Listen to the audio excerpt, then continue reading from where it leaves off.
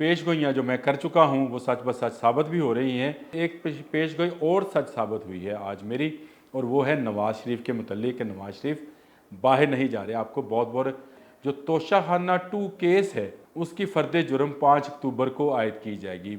एक और ख़बर जो बड़ी अहम है और वो ये है कि सुप्रीम कोर्ट में बेकरी वाले की एंट्री। बेकरी वाले को आप जानते हैं, डोनट वाली वो दुकान थी जहाँ पर चीफ जस्टिस पाकिस्तान काजी फ़ायज़ ईसा गए थे और वहाँ के एक डिलीवरी बॉय ने वीडियो बनाते हुए। अस्सलाम वालेकुम जी। और ख़बरें जो हैं वो बड़ी ताज़ा ब ताज़ा भी हैं और वो पेश गोइयाँ जो मैं कर चुका हूँ वो सच ब सच साबित भी हो रही हैं। एक पेश गोई मैंने आपको की थी गंडापुर वाली, वो साबित हुई कि गंडापुर जो है वो वापस चले गए। वो कहीं इस्लामाबाद में भी नहीं आए, लाहौर में भी नहीं आए, पिंडी में भी नहीं गए। वो साबित हुई। एक पेश गोई और सच साबित हुई है आज मेरी, और वो है नवाज़ शरीफ के मुतल्लिक। नवाज़ शरीफ बाहर नहीं जा रहे। आपको बहुत बहुत जुगादरी टीवी के एंकर्स बैठकर तबसरे कर रहे थे कि नवाज़ शरीफ जा रहा है। मैंने कहा था नवाज़ शरीफ आइनी तरमीम देने के बाद जाएंगे, और आज नवाज़ शरीफ ने इसका इजहार कर दिया कि इस हफ्ते में आइनी तरमीम पेश हो जाएगी कौमी असम्बली में, जिसके बाद मैं बाहर जाऊँगा। ये पेश गोई भी सच साबित हुई। सालगिरह मुबारक आपको नहीं, सालगिरह मुबारक। इमरान खान को 5 अक्टूबर सालगिरह का दिन है। 1952 को ये पैदा हुए थे लाहौर में, और इनको सालगिरह मुबारक कहने के लिए जो तोशाखाना 2 केस है उसकी फ़र्द जुर्म 5 अक्टूबर को आयद की जाएगी। 5 अक्टूबर बरोज़ हफ्ता ये फ़र्द जुर्म जो है इमरान खान पर आयद कर दी जाएगी। इमरान खान पर भी और बुशरा बीबी पर भी। और ये मैंने आपसे कहा था कि बिग सरप्राइज़ जो है सालगिरह पर दिया जाएगा। ये सालगिरह का दिन मुंतखब करना जो है ये बड़ी मज़े की चीज़ है। यानी इस तरह के दिन जो होते हैं उनको अगर अदालतें चूज़ करने लग जाएं तो बहुत ही मज़े का हैसी कैफियत पैदा होती है। आपको याद होगा 3-4 साल पहले जब नवाज़ शरीफ और मुस्लिम लीग नून पर बुरा वक्त था तो अदालतें थी जुमे को फ़ैसले दिया करती थी। फ़ैसला महफूज किया जाता था और जुमे को सुनाया जाता था। मीम बन गई पटवारियों के लिए। पटवारियों से कहा जाने लगा कि पटवारियों जुमा मुबारक।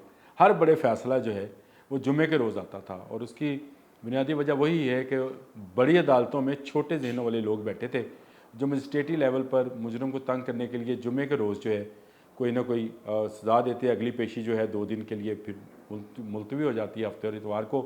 तो इस तरह 2 दिन उसको मज़ीद हवालात में रहना पड़ता है। वही ज़नीयत वाले जब बड़ी कोर्टों में पहुँच गए तो उन्होंने भी जुमे का फ़ैसला किया, और जुमे को हर फैसला जो है वो जुमे को आना शुरू हो गया। लेकिन इस दफ़ा जुमा मुबारक नहीं, इस दफ़ा यूथियों को सालगिरह मुबारक। यही कहा जा सकता है जब आप जुमा मुबारक कहते हैं तो फिर सालगिरह मुबारक।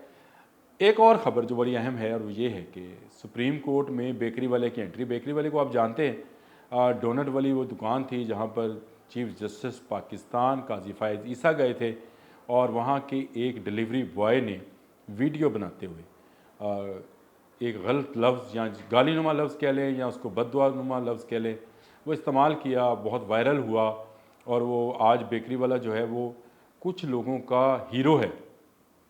अब ये एक बड़ी दिलचस्प बात है कि लोग अपने आप को मशहूर करने के लिए एक नया ट्रेंड पकड़ लिया, और वो ये ट्रेंड है कि आप किसी को गाली निकालें और किसी बड़े आदमी को गाली निकालें या उसके ख़िलाफ़ कोई बात करें तो आप with in A second, with in minutes आपको सोशल मीडिया के ट्रोल्स जो हैं उठाते हैं, और फिर आप पर वो क्या कहते हैं नवाज़शात की बरसात शुरू हो जाती है और आपको हीरो मान लिया जाता है। इसी तरह का एक बेकरी वाला जो है वकील की वर्दी पहने सुप्रीम कोर्ट में दाखिल होता है। केस था 63A का। रोस्टम पर आता है और आकर शुरू हो जाता है और कहता है कि जी मुझे आपके पूरे बेंच पर इतबार नहीं है, और अगर आपने हमारे ख़िलाफ़ फ़ैसला दिया, यानी वो ख़ुद को PTI के प्रेजेंट कर रहे थे, ताशफीन काज़मी नाम है जी उनका, और उन्होंने कहा कि अगर आपने हमारे ख़िलाफ़ फ़ैसला दिया, 500 बुकला बाहर खड़े हैं और फिर हम देखते कि आप हमारे ख़िलाफ़ कैसे फ़ैसला देते हैं। ये धमकी थी, खुली धमकी थी। मैं हैरान हूँ कि काजी फ़ायज़ ईसा ने इस पर भी बहुत ही नरम रवैया अख्तियार किया।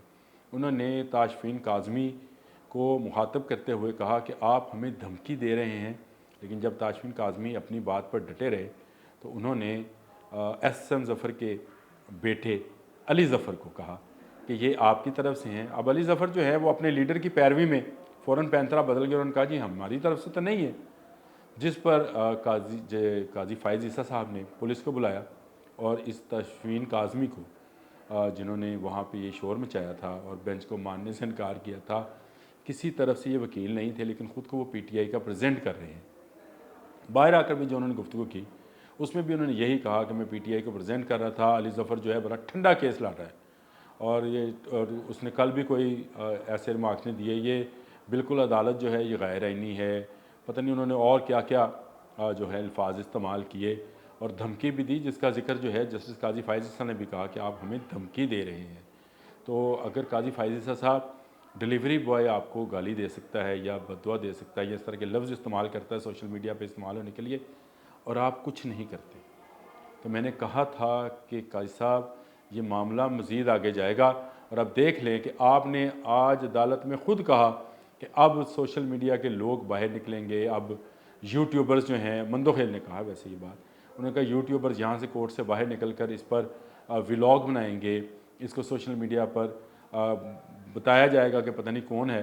तो हुआ यही, जैसे ही ताशफीन काज़मी बाहर निकले उसके बाद पीटीआई मीडिया ट्रोल्स ने ताशफीन काज़मी को हाथों पे क्या आंखों पर उठा लिया और उसको शायद कोर्ट का अर्तुगरुल गाजी जो है वो कहा जा रहा है। मुख्तलिफ मीम्स बन रही हैं, स्याह को स्याह कह दिया, ताशफीन काज़मी तेरी अज़मत को सलाम, ताशफीन काज़मी। अगर chief justice of Pakistan supreme court की साख बचाना चाहते हैं तो उनको ऐसे वाक़यात पर लोगों को तौहीन की सज़ा तो कम से कम देनी चाहिए। जिनका किसी केस से कोई तल्लक नहीं है वो कैसे रोस्टम पर आते हैं और बोलते हैं और ऐसे अल्फाज बोलते हैं जो कि अदालत के शायान शान नहीं हैं। आपको पता है 63A दुखती रग है जिस पर हाथ रखा गया है, जिसकी वजाहत मांगी गई है, जिस पर ये 63A अगर आपको मैं याद दिलाता चलूँ तो ये साल था 2022 का, जब तहरीक अदम एतमाद आ रही थी। एक तरफ पंजाब में हमज़ा शहबाज को एतमाद का वोट लेने का कहा गया था, दूसरी तरफ इमरान खान साहब पर तहरीक अदम एतमाद आ रही थी। उस दौरान 20 मुनहरफ हो गए थे अरकान। तो सदर पाकिस्तान जो उस वक्त के सदर ममलिकत पाकिस्तान थे आरिफ अलवी, उन्होंने एक रेफरेंस भिजवाया था सुप्रीम कोर्ट ऑफ पाकिस्तान में, जिसमें यह कहा गया था कि 63A की जो है वजाहत की जाए और उसमें बताया जाए कि ये मेम्बरान जो है मुनहरफ मेम्बरान, इनके वोट का क्या मामला होगा, जिस पर 5 रुकनी बेंच बना था। और जस्टिस उमर फ़रूक बंदयाल जो उस वक्त चीफ जस्टिस थे, उन्होंने justice Ijazul Hasan, justice Munib Akhtar, justice Jamal Mandokhail और मज़हर आलम पर मुश्तमिल 5 रुकनी बेंच बनाया। ये 3-2 से इन्होंने फ़ैसला दिया और उन्होंने कहा जी अगर ये वोट देंगे तो ये वोट जो है तस्लीम नहीं किया जाएगा। ये दुनिया में अपनी नवीयत का एक नया वाक़या था। जस्टिस मज़हर आलम और जस्टिस मंदोखेल ने इस पर इख्तलाफी नोट लिखा और बड़ा, जिसको कहते हैं स्ट्रॉन्ग इख्तलाफी नोट था। उन्होंने कहा था कि ये हमारे इख्तियार से तजावज़ की बात है, हम आइन को रीराइट कर रहे हैं। दुनिया में कहीं नहीं होता कि जुर्म से पहले किसी को सज़ा दे दी, यानी अभी उसने वोट कास्ट नहीं किया, वोट कास्ट किसके ख़िलाफ़ किया, किसके हक़ में किया, इस पर आप पहले कैसे कह सकते हैं कि वो ये मुनहरफ हैं और ये इन्होंने अपने लीडर की बात नहीं मानी है। इस तरह तो मज़ीद डिक्टेटरशिप शुरू हो जाएगी। जिसने अभी जुर्म किया नहीं है उसको सज़ा कैसी? तो आप आइन को रीराइट ना करें। ये वो केस था जिस पर हमज़ा शहबाज जो हैं वो उसकी अपनी हुकूमत को बचा नहीं पाए थे। 25 अरकान यहाँ पे थे। हाँ, ऊपर इमरान खान भी अपनी हुकूमत को नहीं बचा पाए थे। उसकी वजह ये थी कि वो 20 अरकान जो कि सिंध हाउस में मुकीम थे उस वक्त, उनको भी जो है वो वोट कास्ट नहीं किया इलेक्शन कमीशन ने, और जो स्पीकर थे उन्होंने रोक दिया। लेकिन इसके बावजूद तहरीक अदम एतमाद कामयाब, यानी मुनहरफ अरकान जो 20 थे उनके बग़ैर भी अपोजिशन ने जो है इकट्ठे होकर तहरीक अदम एतमाद कर दी थी। तो ये 63A की वजाहत का जो फ़ैसला है, जिस पर आज अली ज़फ़र ने कहा है कि वो बेंच के हवाले से अपने मोक्कल यानी बानी तहरीक इंसाफ इमरान खान से मशावरत करना चाहते हैं, जिस पर उन्हें कल 10 बजे जो है मुलाकात का कहा गया। सुप्रीम कोर्ट ने बाकायदा आर्डर जारी किया है कि वो जाएँ और मुलाकात करें अपने मोक्कल से, वहाँ से मौक़िफ़ लेकर आएँ। तो कल ये मामला चलेगा। उम्मीद तो यही है कि इस केस का फ़ैसला भी 5 अक्टूबर यानी सालगिरह वाले दिन तक शायद आ जाए। तो सालगिरह मुबारक, जुमा मुबारक के दिन गए, अब सालगिरह मुबारक के दिन आ गए हैं। अल्लाह हाफ़िज़।